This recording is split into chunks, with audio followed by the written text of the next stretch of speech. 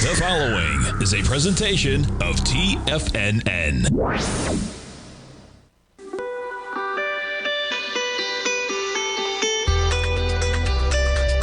The Morning Market Kickoff with your host, Tommy O'Brien.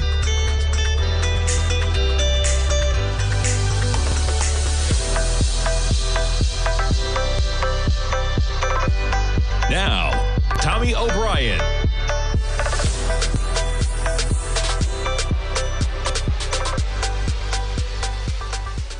Good Tuesday morning, everybody. I'm Tommy O'Brien coming to you live from TFNN just after 9 a.m. Eastern Time. We got about 24 minutes to go until the start of trading, and you have markets slightly in the positive, but we've given up almost 20 points from where you were overnight. You see the acceleration yesterday, man.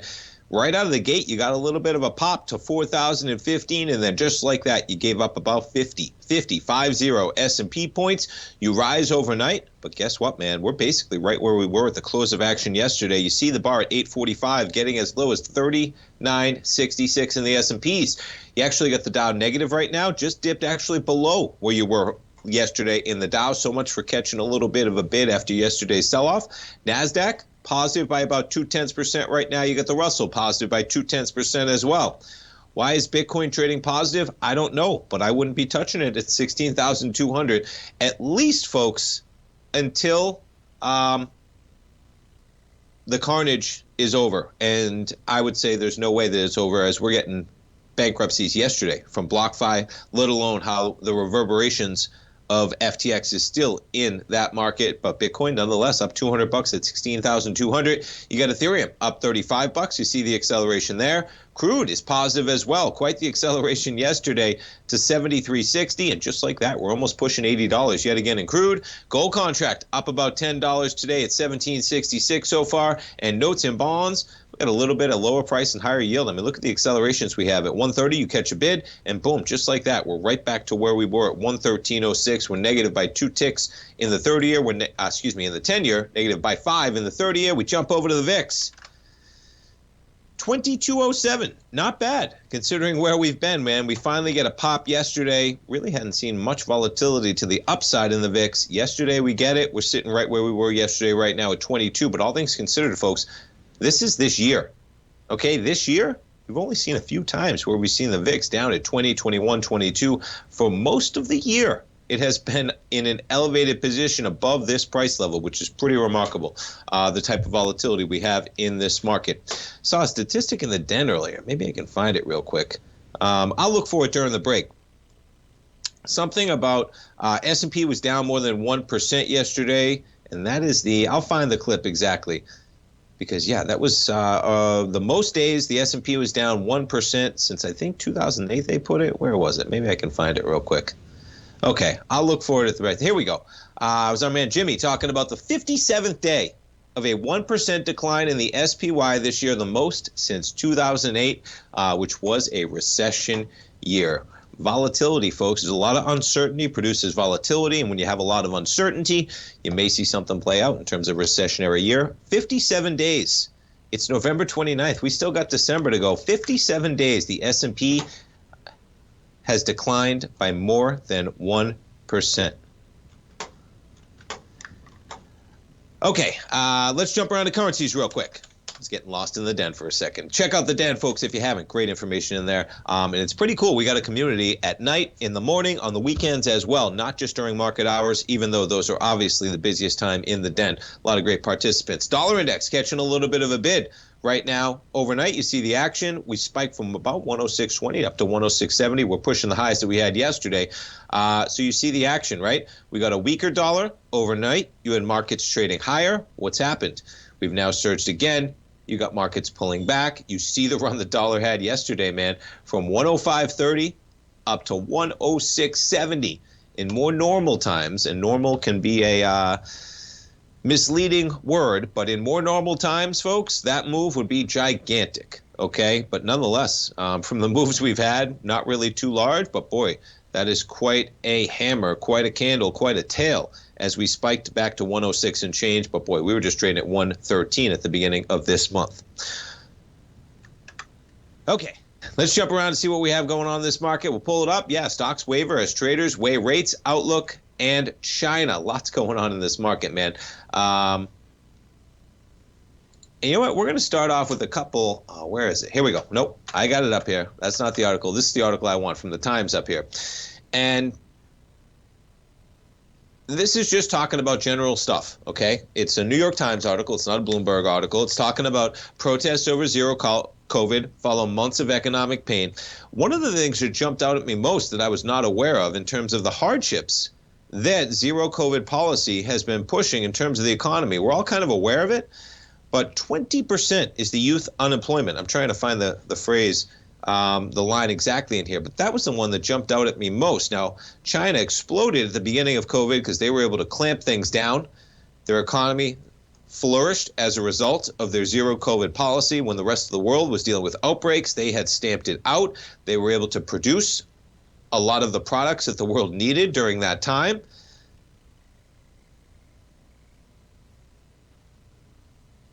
And forgive me, but I can't find the statistic I was looking for. I'll find those after the break as well.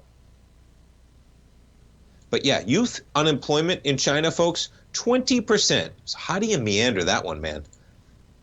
As in, you have youth unemployment at 20%, and meanwhile, if you relax the regulations, you're going to be dealing with some serious health consequences because they've locked it down for 2.5 years over there. And I'm not sure how you get out of that one. So a little bit of fear yesterday. You're going to see that persist for some time, folks. China, I don't know how you get out of it in any course of action in terms of how they meander, because they either open it back up and hospitals get flooded because they've basically been pushing back the impact of that pandemic for 2.5 to 3 years, or you keep the restriction in place and you risk economic woes along with risking protests, which can hurt things, of course. And I'm sure the government's worried about that as well. All right. Before we go into the break, I'm going to tease this one. We'll talk a little bit more about this article because this is an interesting one, folks. And we're going to start it off with this chart. This is the PCE and the CPI, okay? There are two inflationary gauges.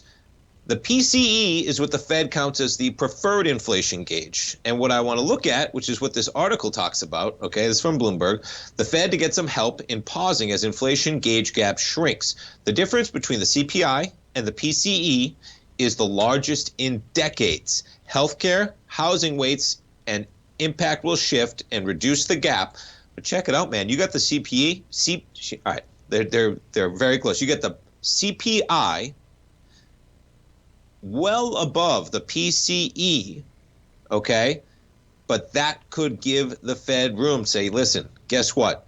The PCE is what we like to follow. That's the one that we think that we have the most impact on for inflation.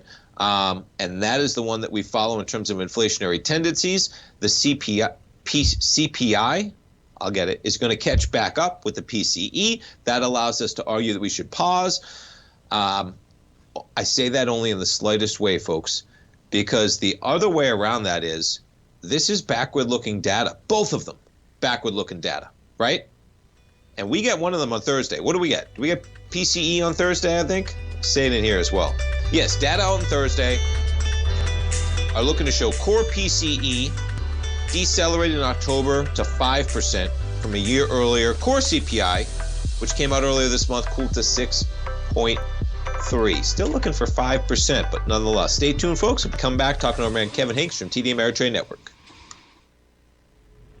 If you're looking for potential trading setups in the stock market, then Rocket Equities and Options Report is a newsletter you should try.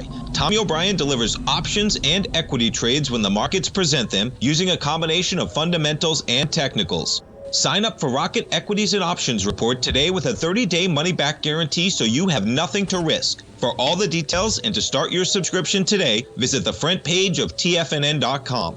TFNN, educating investors. Everything in the universe is governed by the Fibonacci sequence. This mathematical principle is responsible for everything from the most aesthetically pleasing artwork to patterns in the stock market. To stay on top of stock patterns you can take advantage of, sign up for the Fibonacci 24/7 newsletter at TFNN.com. When you subscribe, you'll get a weekly report from veteran day trader Larry Pesavento on stocks you need to pay attention to. And you can trust Larry's analysis. After all, he's got 45 years years' experience as a day trader. Larry will also provide daily charts, videos, and data on the key markets that he's tracking. Expect notifications from Larry on market movement you need to act on at any time. First-time subscribers also get a 30-day money-back guarantee. If you're not satisfied, let us know and you'll get a full refund within 30 days of signing up. Subscribe to the Fibonacci 24/7 newsletter today. TFNN.com, educating investors.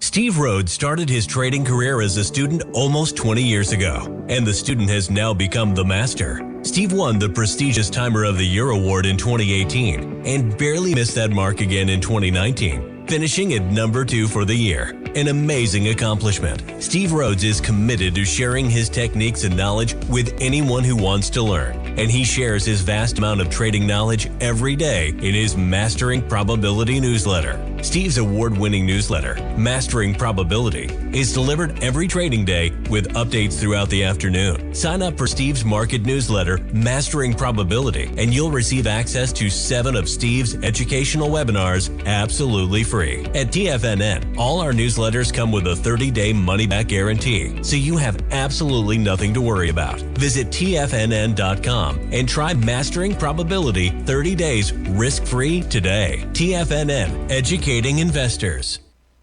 TFNN has launched the Tiger's Den, hosted at Discord. TFNN has been educating traders for more than 20 years with live programming hosted by a variety of professional traders during market hours. The Tiger's Den, available to all tigers and tigresses for just $1 for the year. There's no catch or added costs when you join our community of traders. Sign up today and become a part of this educational community of traders. Just visit the front page of TFNN.com.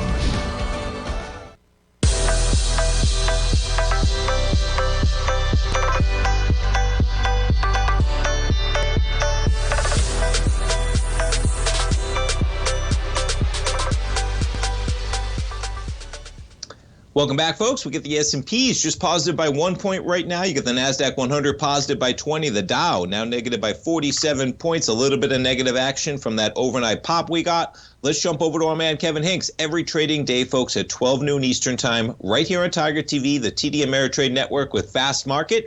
Your host, Kevin Hincks. Tom White, the whole team at TD Ameritrade Network, folks, they break down the day's market action. They walk you through 3 hypothetical trade setups, usually, all of them using options and all of them using defined risk. And, man, we got quite a market. Kevin Hincks, good morning. Good morning, Tommy O'Brien. Back from vacation, rested and ready to go here for the final push to the end of the year. Tommy, you know, we have markets today digesting some house price index data that just came out. One was a bit of a surprise. The other one right in line. You know, housing is not what I consider top-tier economic data, Tommy, but it's certainly data that hits everyone in the pocketbook, right? I mean, someone's house is probably their biggest investment. So house prices, the year-over-year numbers are the significant ones to look at here. The year-over-year a month ago for the house price index for the Case-Shiller was 13% down to 10.4%. The FHFA, 11.9% down to 11%. So the prices, overall prices for housing are coming down, Tommy, or accelerating at a much lower pace. So the year-over-year numbers coming down here, Tommy. We'll get a consumer confidence number here in the next hour, about 10 o'clock Eastern time. And then Fast Market will look at 3 names coming out with the earnings: CrowdStrike, Workday, and then Like Foley will do a presentation on Five Below. But as you know, Tommy, there's a lot of things going on right now in these markets as we get to a week where this back end of data for this trading week is as heavy as you'll ever seen. Tommy, I don't ever remember seeing income and outlays on Thursday and non-farm payrolls on Friday. So you're going to get 2 of the top 4 inflation points back-to-back days here. So watch the bond market, watch yields, because I think you're going to get a whole bunch of information this week. And you didn't even mention China, Kevin, which is just amazing when you have so much going on in this market. You made some great comments there in terms of, non-farm payrolls, income and outlays. We have some great companies you talked about for earnings, man. Those are some interesting stocks. CrowdStrike, volatility, man, Workday, 5 below. But what's your take on China? And how important it is, Kevin, because we know what's going on there, man. They got quite a task. The people over in China, seems like they've been locked down for 3 years, man. I don't know how that ends. I feel like that's going to be a persistent drag on kind of the global take of things as China tries to meander this. Where do you put that, Kevin, in your head, kind of where you're considering the variables in this market? Because we saw it flare up over the weekend. And it's just one risk, one variable that I'm trying to price into how I'm looking at this market right now. What do you think about the action over in China right now and how that plays in to a pretty big economic numbers coming out? And then we get a Fed meeting 2 weeks coming up. Economic data, and then I'll sum it up for you. So overnight market, the overall markets overnight that lead into our markets were relatively calm compared to past days. China reported the first drop in COVID cases in more than several weeks in mainland China. They announced progress, although no specifics, in vaccinating people over 80, up to 65.8% in vaccinations for people over 80. That's up from 40% on November 11th. So they're definitely a new push to get the elderly vaccinated. There's a lot of calming news out of the Chinese government, Tommy, almost like a charm offensive coming out of China that it's calmed the markets overnight. Now, here's the bigger problem. Can you trust the news coming out of communist China? They didn't really talk about any of the protests. They didn't talk about any of these other big issues. Everything they said was calming, and the question is, how much of that is truth? How much of that is accurate, Tommy? You never know when dealing with a communist country. Like now, yesterday, it affected Apple. It affected Tesla in a way, Starbucks, Nike, all the firms linked to China. Tesla actually bounced late in the day, but Apple spent most of the day down. So, this is going to play out over time, Tommy. But the question is, calming news today, but can we trust it? It's a great point. That's why I love having you on the program, man. I love watching Fast Market because I read some of those statistics this morning, Kevin, and the first thing I said is, should I even be reading this sentence and caring about what the Chinese government is telling me in cases? We'll see how it plays out, man. And Apple from where we were Wednesday before Thanksgiving, 151 down to 143. Pretty remarkable company like that. About 16 billion shares. So market cap wise, between Friday's half day and yesterday, wiping out about $100 billion in market cap, man. But 6 million phones they're going to be missing coming up. Well, Kevin, we appreciate the time, man, on a busy day. We got the S&Ps flat. But we'll see where we go on the open, man. We'll be watching at 12 o'clock today for those 3 great stocks. CrowdStrike, 5 below. And what am I missing? One more, Kevin. What are you talking about? Workday, perfect. I see all those Workday ads all the time. And, boy, you talk about volatility in those stocks. Kevin, I appreciate it, man. We'll be watching at 12, and we'll talk to you tomorrow. Thanks for having me on, Tommy. Have a great day. Always a pleasure. Folks, tune in every trading day. I've learned so much watching Kevin over the years. Fast Market, Tom White, the whole team, they do an outstanding job. And it's a great time, man, with everything going on and the volatility in this market. As I mentioned in the den, 57 days, folks, we've had the S&P decline greater than 1%, okay? You don't get this type of volatility all the time. It's really a great time. Even if you're not trading insanely aggressively, you can learn a lot by watching the market, okay, and watching those moves, maybe checking out Fast Market, because it's very difficult when the market just skips up for an extended period of time. I mean, we almost forget what it was like when you had a VIX trading at 856. I mean, check out the year 2017. The VIX, what did it never get above? This is pretty remarkable. Never got above 1728. Remarkable, man. Now, February of 2018, what was going on there? Let's see. I'm going to back this up 5 years. No, that's not going to, that'll get us there. Yeah. Oh, okay. That was the sell-off coming into Christmas. Yeah. But 2017, just to put it back, okay? Not a lot you can do with their program Fast Market and options, folks, when the VIX looks like this, okay? That's what the VIX looked like in 2017. We did see the spikes in 2018. But boy, you talk about some volatility, man, since the pandemic and even the last year, the VIX. Just the calendar year. Now remember, I just showed you that the whole year of 2017, we never got a VIX above 17 and change. Well, we've seen a VIX of 17 and change for a couple days this year, and we're coming into December. Pretty remarkable. All right, getting back to some of what I was talking about. So first, China's protest, I missed, it was the first sentence of the article I was looking for. Youth unemployment reached a record 20%. Okay? 20%. That's where things can happen, folks. You got a lot of people that are young, that are locked down, and that are unemployed as the economy's taking a hit. So be careful over there. They talk a lot more in this article as well. I mean, China's economy is still projected to grow at 4 or 4.5% or something like that this year. All right, they grew at 8%. 20 or 21 or something like that.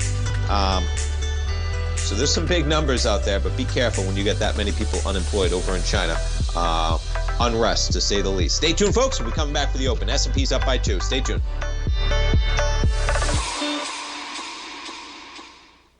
Currencies, commodities, and bond markets are as important as ever right now with how they're driving the volatility in equity markets across the globe, which is why it's a great time to try out Teddy Kegstad's Tiger Forex Report. Teddy Kegstad breaks down the Forex markets every Monday using his 30-plus years of experience as a trading veteran of futures, Forex, stocks, and options. Teddy releases his weekly Tiger Forex Report every Monday morning with coverage of all the major currency pairs, including the dollar index, the euro dollar, pound dollar, dollar Swiss, dollar yen, as well as many more, and he also has weekly coverage of the crude oil market and the 30-year T-bonds, as they both influence Forex markets tremendously. When you sign up for the Tiger Forex Report, you also gain instant access to Teddy's 60-minute webinar archive he just hosted, Forex Strategies and Fundamentals, What is Behind the Tiger Forex Report. For all the details and to start your 30-day Tiger Forex Report subscription today, visit the front page of TFNN.com. TFNN, educating investors. TFNN is excited about our new software charting program, The Art of Timing the Trade Charts. In collaboration with Tom O'Brien and using his best-selling book, The Art of Timing the Trade, Your Ultimate Trading Mastery System, David White has programmed an outstanding piece of software that will complement any trader's methodology. Using this first-of-its-kind program, The Art of Timing the Trade Charts allows you to scan thousands of stocks for Fibonacci formation setups, including Gartleys, ABCs, butterflies, and much more. The Art of Timing the Trade Charts is designed to help you when scouring the markets for stocks just beginning to form the trading patterns that many investors spend days, weeks, or even months searching to find. And right now, we're offering licenses available at only $79 a month. We are so confident that you're going to love this new charting software that will even give you a 30-day unconditional money-back guarantee. Don't miss out on this incredible new piece of software. Get your copy of The Art of Timing the Trade Charts today by visiting TFNN.com. Sharpening your skills as an investor is like getting better at playing a musical instrument. You have to practice, sure, but you also need excellent instruction from experts. At TFNN, you'll get advice and guidance from the authority in technical market analysis. And it's not just dry, tedious text either. TFNN airs live financial content streamed live on TFNN.com and TFNN's YouTube channel with Tiger TV, live every market day from 8:30 a.m. to 4 p.m. Eastern. For free. Each host is an experienced trader and gives their take on the market while taking calls and questions live from around the world. From the moment the market opens until the closing bell sounds, Tiger TV has 8 different shows with expert hosts to help you make the right moves with your money. Watch online at TFNN.com or on TFNN's YouTube channel and become the investor you were born to be. TFNN, educating investors. This segment is brought to you by Thinkorswim. For more information, just click the Thinkorswim banner on the front page of TFNN.com.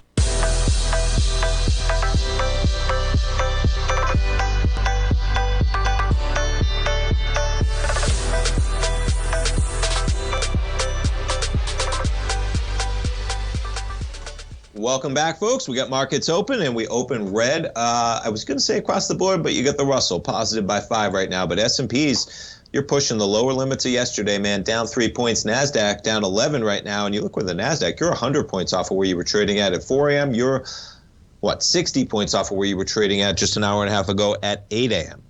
All right, jumping back to the article talking about the difference between the PCE and the CPI. It's pretty cool, like I was talking about with the VIX. It's a unique opportunity, folks, to be learning from this market. Never before did you need to dive into the difference and knowing about everything. Knowledge is power, folks. Okay, that's the bottom line, man. Education. Thankfully, I was very fortunate. My dad believed in education like nothing else, always pushed me to get the best education possible. With education is knowledge, is power, is choices, is freedom, okay? We're getting a big education right now because these numbers are so important. We're all aware of the PCE now. We're all aware of the CPI. I mean, for decades, folks, okay, this stuff would come out and it would be ho-hum. Not the case anymore. And what this article is talking about is that you may see these two diverging numbers between the PCE and the CPI giving the Fed a reason to say that, to argue or to make the case, probably a better way to say it, that they could pause, okay? And the differences are pretty interesting here. So you have the CPI well above the PCE, okay? And what they talk about is the different factors that go into them. So let's check out the differences here. Conceptually, the two gauges measure different things. The CPI, Consumer Price Index, aims to capture out-of-pocket spending by Americans. This is out of pocket, okay? But the PCE tries to measure the cost of everything we consume, whether households directly foot the bill or not. Where does that come in? Healthcare, the most notable in regard to healthcare, okay? And this changes, unlike the CPI, remember, CPI is just what you're spending out of pocket, okay? The PCE includes all healthcare spending, including by employers. Talk about a big thing that's not really included in the CPI, okay? As well as taxpayer-funded programs like Medicare. Yeah, that's a pretty decent chunk of the spending going on. As a result, healthcare makes up nearly 1/5 of the core PCE gauge, but only around basically 1/9, 11% of the core CPI, okay? And what's going to happen? Medical care services were boosting CPI inflation, but are now a drag. Yeah, okay? What else happens? So that's the healthcare. That's a big part of it, all right? In the PCE, medical care will not only be positive, but could also accelerate as higher input costs like pay and equipment begin to filter through. So they're slightly different as they go through there, okay? Now, the other one, shelter, right? The other big reason why core CPI is seen decelerating much quicker than core PCE is because more generally the categories that will help drag down the CPI have smaller weightings. Take housing, okay? Shelter makes up about 1/3 of the overall CPI and 40% of the core. And it is interesting when you think that for what people get paid, right, nobody's business is paying for their mortgage. Yes, it happens. Yes, you get businesses paying rent for employees, of course, whether that's part of their pay or whatever it is. But most of the time, you get paid, you pay for the mortgage, right, as opposed to employers picking up healthcare costs, et cetera. So for CPI, the rent you're paying is a huge portion of your take-home that you're actually paying. But when you convert it over to the PCE, the shelter, not as big of a component because there's so many other factors that you're consuming but not directly paying out of pocket for, like healthcare, like Medicare, et cetera, et cetera. Housing components have played a key role in inflation over the past year, and this is the shelter CPI. It's accelerating still, man, month over month, which is pretty remarkable. The run-up in rental prices is filtered into official government measures with a lag, okay? So the effect on PCE will be much smaller, giving the housing components are half of what's in there. So you have medical being a big difference, right? Medical care. You have housing being a big difference. That's probably the biggest driver of the divergence in the outlook. And they're talking to one gentleman, I believe, talking about core CPI at 3.5 at the end of next year, PCE at 3.1. I mean, if that's where we are, the Fed's going to be pretty excited, man. That's 12 months away, and we're talking about 3 to 3.5, and they want to get to about 2. They don't need to get to 2. They need to get to about 2. There are also, though, a few categories in the core PCE that just aren't reflected in the core CPI. Food services, 7% of the core PCE, not even in there. Financial services measures what consumers may pay a financial advisor or the implicit cost bank charge. You see how many costs are built into what we spend that aren't out of pocket, right? And that is what the PCE captures. And that is what the Fed cares about, because that probably matters, man. If you're not paying out of pocket, but healthcare costs are through the roof, yeah, that's going to matter, folks, because guess what? That matters to your employer. That matters to what they're paying you. That matters to what they can pay you, et cetera, down the line, right? So pay attention to that one. Interesting how they both break down. I got an education myself reading this article early this morning in terms of the breakdown between the CPI, the PCE. So remember, if you ever think about them, okay, the CPI is the Consumer Price Index. It's the consumers that are spending that money out of pocket. The PCE is everything that gets spent, whether you're doing it or not. And so there you have all the things that maybe somebody else is paying, like your employer, for instance, healthcare, financial services, where you're not paying it out of pocket, but you're paying it, okay? Those commission-free trades, someone's paying for them to a certain degree, right? To that degree. So we get that number, PCE, on Thursday. We get non-farm payrolls on Friday. Be interesting to see how that plays out. Jumping from there, one of the other areas that's been driving, inflation, car prices. So this is Bloomberg Business Week. Car price divergence hints at more painful inflation ahead. There's a lot of hot takes, folks. Not sure that this one plays out, right? But it is one of the dynamics. Better off families can continue spending, preventing a cost drop for new vehicles and thwarting the Fed's efforts. Well, that's going to be true in almost anything, okay? And that's the problem with the Fed trying to hamper down the economy in pretty dramatic fashion. And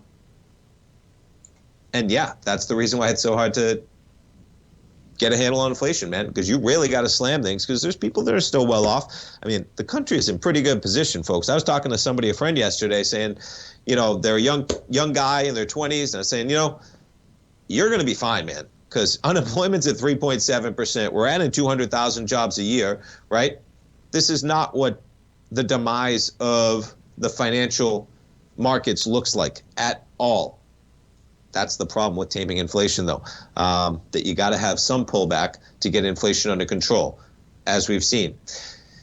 Used vehicle prices are dropping at the fastest pace in decades, and the cost of a new car is still skyrocketing. So if you're in the market, man, maybe go out there and get a used car, but I think that's talking about used pushing a little bit older. You get used and you're going in, 2-3 years out, probably an area that you're still rising to some degree.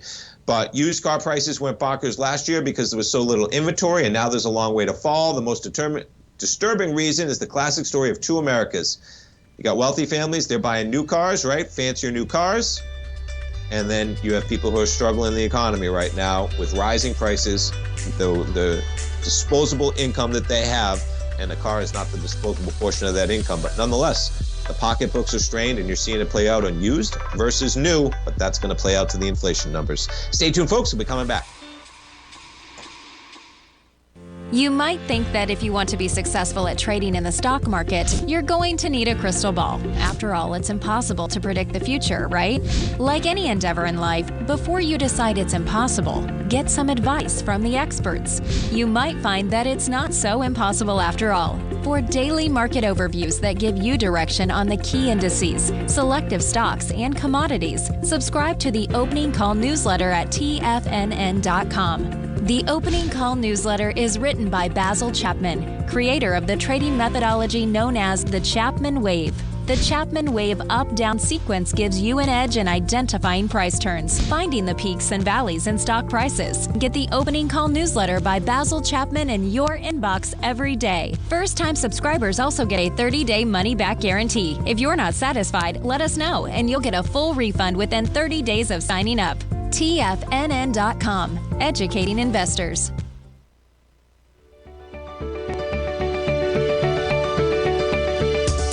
The technology around us is changing every day. With so much happening, it can seem impossible to keep up with all the information. David White's investment newsletter, The Technology Insider, is designed to give you all the information you need to understand the technology that shapes today's markets and tomorrow's future. David White has made his living staying on the cutting edge of technology. His weekly newsletter will give you specific recommendations for value tech stocks, as well as entry prices, target prices, and stops to set for each trade. Dave delivers his weekly newsletters every Friday with updates throughout the week. You can get the Technology Insider at TFNN.com for only $37.50. Sign up for David's newsletter, The Technology Insider, and get an inside look at everything the technology sector has to offer. Try it risk-free today with our 30-day money-back guarantee. TFNN, educating investors.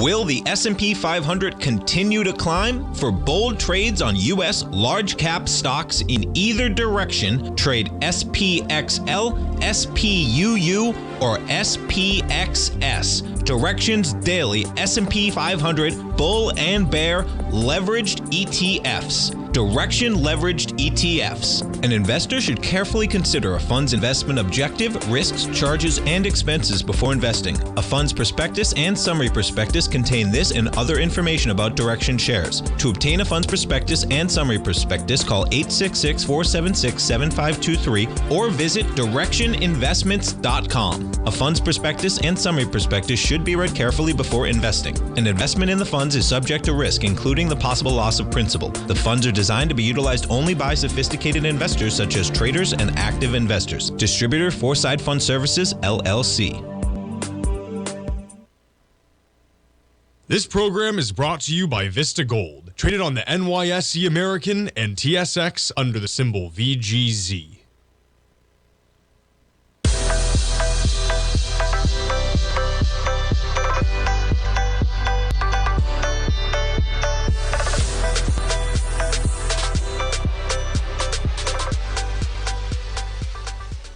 Welcome back, folks. We have the S&Ps just chopping around flat territory. You're positive by 1 right now. Going to be a critical area to see how we hold the low of yesterday, as we're coming right into that area on the open right now at 39.70. Basically closed right near the lows yesterday. I mean, that's 3 o'clock, that's 3:30. Yeah, you did accelerate into the close by about 10 points from the sell-off we got, but you trade down 50 points, you trade up 10. That's just chopping around, and we're basically sitting right where we were 2 o'clock yesterday at 39.71. Jumping back to some of the news of the morning, Kevin Hincks referenced it, talking about home prices drop for the 3rd straight month as the U.S. market cools. Prices may continue to weaken further. Well, that's quite a hot take, Craig. Yes, of course they may continue to weaken further. Housing has become more unaffordable as borrowing costs rise. Very obvious statements, of course. But guess what? This is what I pulled it up for. That's quite a drop-off, folks, to pretty dramatic fashion. And I expect that's going to be hard to reverse in any instant ways. Housing prices declined for a 3rd month. The rise in mortgage rates this year, as they say, putting a chill on the U.S. market, and that is the change in the 20-city home price index month over month. That's back-to-back months. We've been at above 1% for a decline on a monthly basis. And as Kevin mentioned, 10.6% in September. Still pretty remarkable, right? That housing prices year over year are up 10.6%. But guess what? They're down 3% almost in the last 3 months. And that is the difference from 13% gain almost in August. But it depends where you are, because of the 20 largest U.S. cities, Miami and Tampa, Florida, as well as Charlotte, North Carolina, posted the biggest annual price increases through September. San Francisco and Seattle had the weakest. But that's yearly, okay? And you're posting the biggest ones on a yearly basis. You could see some pullbacks as well, but there's going to be winners and losers in that real estate market, folks, to say the least. We're very fortunate to be in Florida, folks. If you're looking for an amazing, beautiful place to live, come on down to Florida. The summers are a little hot and humid. That is for sure. But, boy, we got some amazing weather right now, man. And we got it for the next 3 or 4 months. And yeah, no state taxes. Gotta love that one too, man. No denying that one in pretty dramatic fashion, to say the least. But nonetheless, 3rd straight month, and boy, you see that thing on a chart. No denying that data, man. Really interesting to see how that market's going to play out over the next year. Now, the other side of that is, folks, look at this acceleration we've seen, man. You're talking about no declines in a decade, okay? You bought a house anywhere in the last decade, man, you're probably fine. You bought it anywhere outside of the last year or two, you're probably fine. The amount of wealth in households for Americans is at all-time highs, to say the least. All right, what else we got? Let's check around to some of the individual equities that are moving this morning. Hibbett Sports, we got some companies out with their earnings. Kevin talked about some of the companies they'll be talking out with. Down after they missed on the top and the bottom line for the latest quarter, hit by higher expenses, which cut into the profit margins. but they reaffirm the full year forecast. So their numbers out, they pop a little bit, but down about 7% so far as the market slides a bit. You still got the Russell in positive territory. What else we got? Let's see. Generac, they got downgraded. Yeah, I guess they didn't get enough storms this season to be selling those generators, and they are a great service. Down about 2%. They catch a little bit of a pop. I mean, if you can afford it, look at that, though. 524 down to 100, man. You wipe out all the COVID gains. Some of these stocks, man. My goodness. Look at this thing. Absolutely remarkable that you pull back to 100. Downgraded. Jefferies downgraded the stock to underperform from hold. Potential impact of electric vehicle bidirectional charging on the sales of Generac's backup power products. Interesting. So electric vehicles are going to take the place of your Generac. That's what they're saying, man. I don't understand the industry well enough, but nonetheless, seems like that could make sense. For upgrades, UPS, they got an upgrade, and they're up 1.6%. There's a little volatility for you. Deutsche Bank upgraded them to a buy from a hold, and that reverses last year's downgrade, saying the concerns that prompted the downgrade at the time, including macroeconomic environment and impending labor, are now fully reflected. So, yeah, that's what happens, folks. When this thing goes from 233 to 154, you back it up even further. Yeah, not that bad considering how the market's gotten hit, man. Let's see what else we got. Let's see how Apple's trading after they got decimated yesterday. Down about 0.4% right now for Apple. Roku was lower. Yeah, Roku down 2.5% right now. KeyBank downgraded them to sector weight from overweight. Several facets of its bullish thesis on Roku failed to play out. Well, they weren't the only ones, man. At $500 to $50, just like that for Roku. Let's check around some of the other FANG stocks for the market negative territory. Got Microsoft down about 0.25% right now at 241. Jump over to Google. Google shares down a bit. Retail was trading higher. Amazon, they give back a lot of the gains, man. You're right back to where you were Friday and Wednesday at 93. You're down 0.6% for Amazon. I know Walmart and Target were higher yesterday. They give back a lot of those gains as well. Down about 0.33% for Walmart. Target shares down 2%, back to 162. Watch out, folks. This market, you talk about volatility. All right, let's see what else I got. AMC, they're going to have a new CEO. Their CEO steps down after less than 3 months, named in September to replace the interim CEO blank. Yeah, and they're out just like that. The board is currently finalizing who it will name as the replacement. No reason given for the departure, and she's entitled to $10 million, along with restricted stock units and other awards, stepping down. How does that happen, man? I was talking about this with Disney. How do you put a CEO in, and they step down 3 months later and get a $10 million severance? How does that happen? Where's the corporate governance, man?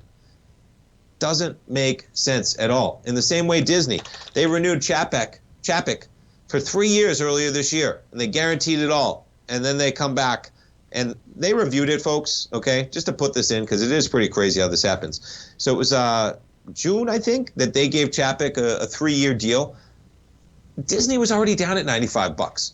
Now, as I said at the time, he probably told them a story that the next earnings were going to crush it, and that was enough to kind of give him that extension. But I don't get it, folks, because they guaranteed all that money, and then they fire him 6 months later, and he gets the 3 years' pay. It was a unanimous vote by the board to give him that money, folks. That's a lack of board governance. Nobody's even talking about that. The whole conversation at Disney, no one is talking about why the board unanimously gave Chapek a 3-year deal in June if he was only months away from potentially being fired. Didn't they need to guarantee that money? Was he going to opt out of there? I mean, you know, that's where that money's coming from somewhere, folks. It's coming from the shareholders, okay? And that's what the board's supposed to be in charge of. And it seems like they're just on autopilot sometimes. Yeah, and AMC, man. Networks. This is not the movie theaters, all right? The networks. And what's their symbol, AMC? AMCX. So let's pull them up. Down 3%. Been quite a drop-off this year, man. So when did she come in? Yeah, about September when the stock was trading at 26. It's trading at 20 now. But nonetheless, she walks with $10 million. I mean, let's check out this company. As we come into this break, Folks, this company's only valued at $858 million, and they just gave away $10 million. That's more than a 1% ownership of the company for nothing, for 3 months, right? How's that happen, man? I'd be furious if I owned shares of that. 1% of the company gone to that CEO for nothing, for 3 months. All right, folks, one more segment. Markets, a little bit of a slide. S&P negative by 5. Stay tuned, folks. We'll be right back. TFNN has just launched their new trading room, the Tiger's Den. Hosted at Discord, TFNN has been educating traders for more than 20 years with live programming hosted by a variety of professional traders during market hours. And now they are expanding their reach with the Tiger's Den, available to all tigers and tigresses for just $1 for the year. There's no catch or added costs when you join our community of traders. In the Tiger's Den, you can look over the shoulders of Tom O'Brien and the other TFNN hosts while they analyze charts during their live Tiger TV programs, and join an interactive trading community with hundreds of members exchanging ideas. Interact with other tigers and tigresses as they share trading ideas, news analysis, and discuss the market action all trading day, even at night and on the weekends. The Tiger's Den at Discord is accessible on mobile or tablets as well, so it's always at your reach. To sign up today and become a part of this educational community of traders, just visit the front page of TFNN.com.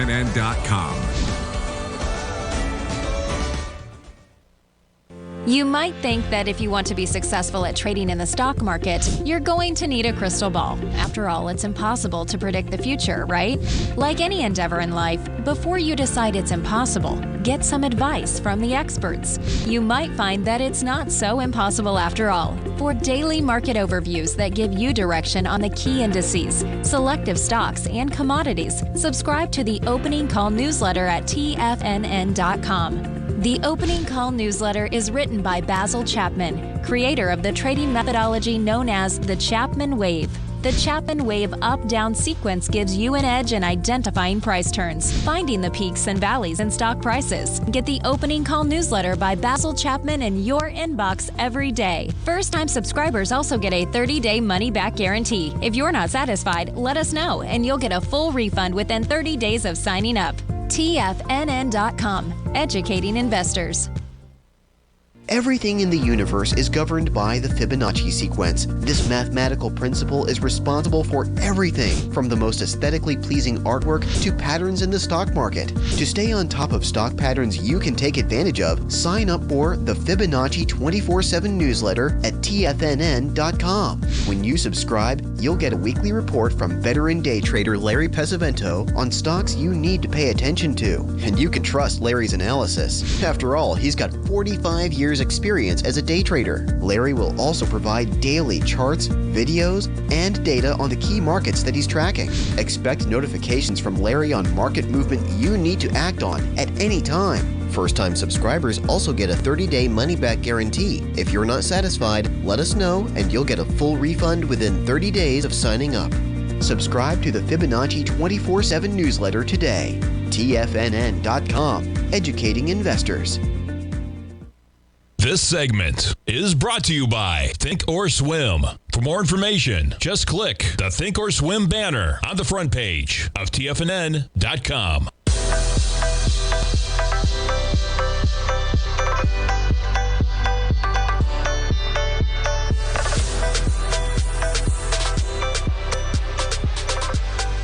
Welcome back, folks. 9:55, 25 minutes into the trading day, and we got no strength, man. It's a slow trickle to negative prices from that pop. We're trading at 39.64. You're negative by 5 points in the S&Ps. You see the NASDAQ 100, man, right at the lows of yesterday, which is a price of about 11,580. Got a question in the den from our man Jimmy talking about Disney. Yes, in the longer term, man, I am a big fan of Disney, folks. It's nothing like Mickey Mouse, man. Mickey Mouse, we got some big fans of Mickey Mouse in my household, and that's not from shoving it down their throat, folks. Kids love Mickey Mouse. They love lots of other things too. I was reading some articles this morning on YouTube families doing millions, of course, for their views. But Disney, the question is, Iger's book, he says that if Jobs had lived, Disney and Apple would have merged. What about the possibility of Iger coming back to broker a deal to sell part or all of Disney to Apple? It's a great question. What comes up in there as well is if he'd ever do anything with ESPN, it always gets talked about. But now that you have a new CEO in there, profitability has been hurt. Not sure that's going to play out, but that's part of it. And I haven't read Iger's book. So if that's what it says, I believe it does. Now, in just Googling some stuff, what is interesting, okay, is that you have Disney had already purchased Pixar. Okay, so there's the relationship there. Okay, in 2011, Apple, led by Tim Cook, named Iger to its board of directors. Okay, and Iger was responsible for making Steve Jobs Disney's largest shareholder by their acquisition of Pixar going way back. All right, so there's a lot of intertwined things there in terms of Iger being on the board of directors for Apple by Tim Cook at the time. So it's possible. And boy, you look at the value of things. Now, Disney at this price, okay, is only valued with a market cap right now, and I say only, still a large company, at $170 billion, okay? $170 billion. And I just told you, folks, that Apple, that's only about $10 or $11 of price movement for Apple. Apple has lost over $100 billion in market cap in the last few days. So $170 billion, they're going to have to pay more than that. It's interesting. It's one of the things in play. Thanks for the question. Thanks for watching, folks. Thanks for starting your day off. Stay tuned. Our man Basil Chapman, he's up live next. Have a great Tuesday, everybody.